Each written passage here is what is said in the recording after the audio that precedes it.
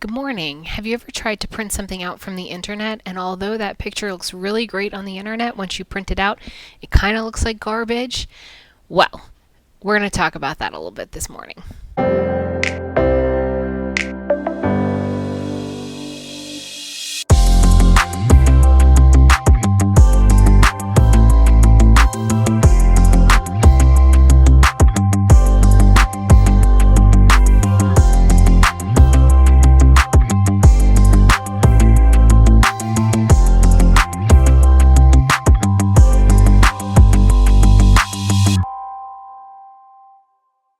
So whatever program you end up using for this class or for other digital art classes, whether it be Illustrator or Gravit or Photoshop or InDesign, all of them are going to ask you to make a choice when you first open it up. And one of the biggest choices that you will have to make is print or web. So you want to know if you're designing for print or if you're designing for web before you even start. And the reason why is because it will affect the way that you set up your document to begin with. To start talking about the differences between print and web, we are going to start by talking about the difference between raster and vector art. So there are programs specifically set up to be raster programs such as Photoshop, whereas a vector program would be Illustrator or InDesign typically. That being said, you can still use vector art in Photoshop or raster art in Illustrator. They're just not made for that specifically. So let's talk about raster. Raster you guys are familiar with as far as being something that contains pixels. So pixels are a series of squares that come together to make an image. Because of that, it has a very specific resolution.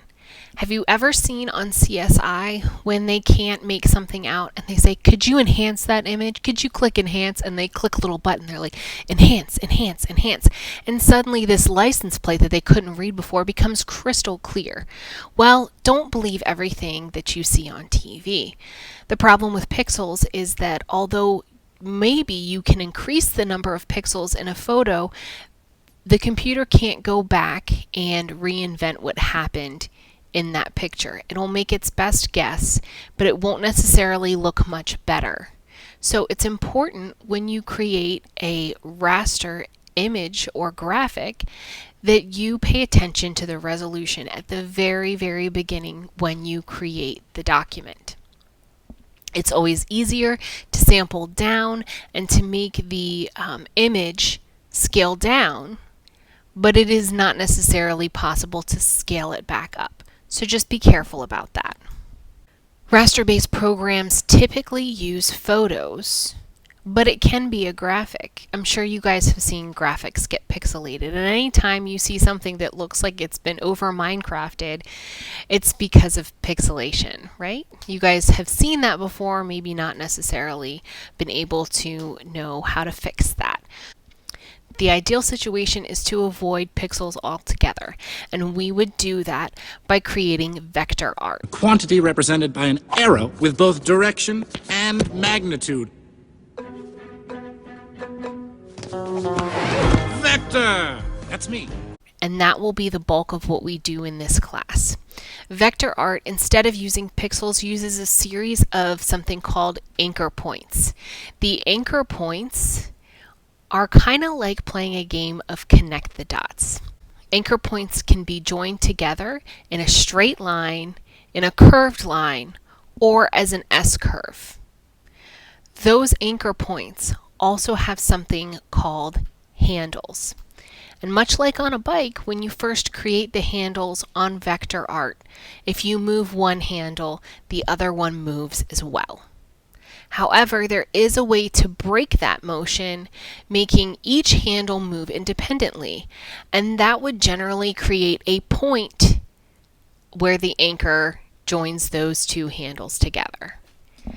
So why is vector art and using anchor points so much better than using pixels?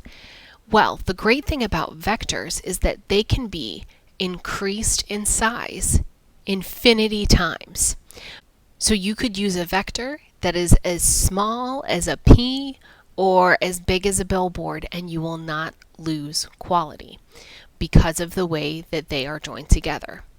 The other benefit of a vector is that you can fill in the inside of it using shading and gradients without losing any quality either.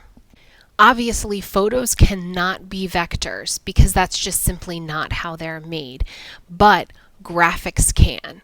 And whenever given the option to use a raster-based program or a vector-based program, if you're able to, you definitely want to use the vector.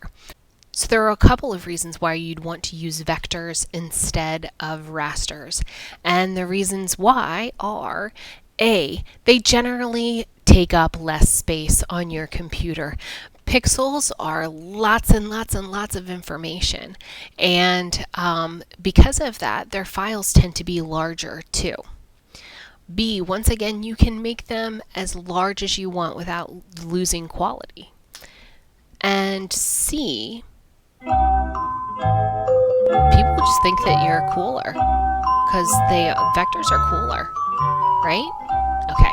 So if you have a lot of experience in a program like Photoshop and you really thought that that's what this class was going to be about, we might touch upon Photoshop later, but really what we're going to focus on in the bulk of this class is vector graphics so that your pieces look phenomenal no matter how we print them out or how we use them on the web. So that kind of helps us to eliminate that print or web question just a little bit. Thanks, guys.